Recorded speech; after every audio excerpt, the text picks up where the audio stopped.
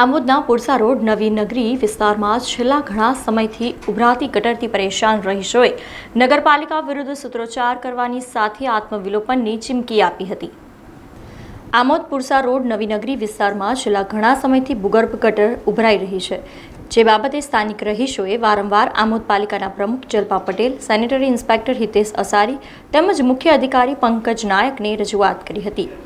આમોદ પાલિકાના માજી પ્રમુખ સાજિદ રાણાએ પણ અનેક વખત પાલિકાને રજૂઆત કરી હોવા છતાં સત્તાધીશો સ્થાનિક રહીશોની રજૂઆતને ધ્યાનમાં નહીં લેતા આજરોજ પાલિકાની માજી પ્રમુખ સાજિદ રાણા, નગરસેવક શકીલ કાપડિયાએ મુખ્ય અધિકારી તેમજ સેનેટરી ઇન્સ્પેક્ટર હિતેશ અસારીને સ્થળ મુલાકાત માટે બોલાવ્યા હતા, જ્યાં સ્થાનિક રહીશોએ અધિકારીઓને જોઈ દુર્ગંધ મારતી ગટરોની ઉગ્ર રજૂઆત કરી હતી તેમજ મીડિયા સમક્ષ જો આ ઉભરાતી ગટરોનું કાયમી નિરાકરણ નહીં આવે તો આત્મવિલોપન કરવાની ચીમકી આપી હતી।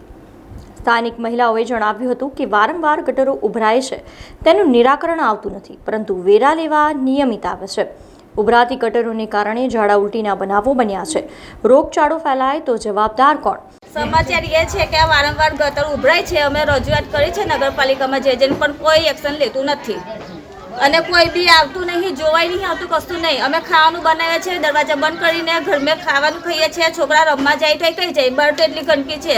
હવે ખાલી આ પાણી ઉભરે છે, વરસાદ ચાલુ થશે તો ભૂ બી ઉભરવાનું ચાલુ થઈ જશે, બરાબર?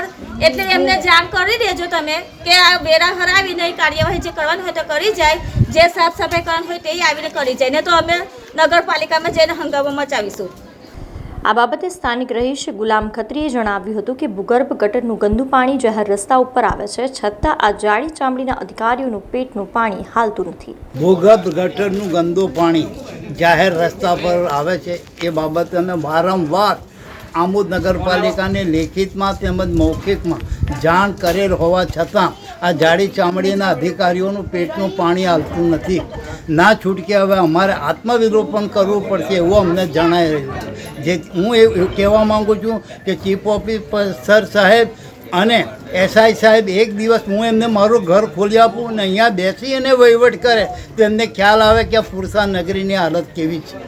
એ જોવા માટે સાહેબને વિનંતી કે તમે આવો, અહીંયા રહો એક દિવસ અને અમે કઈ રીતના રહીએ છીએ તેનું નિરીક્ષણ કરો અને અમારી જે માંગણી છે એ માંગણી નહીં સંતોવાય, ના છૂટકે અમારે આત્મવિલોપન કરવું પડશે।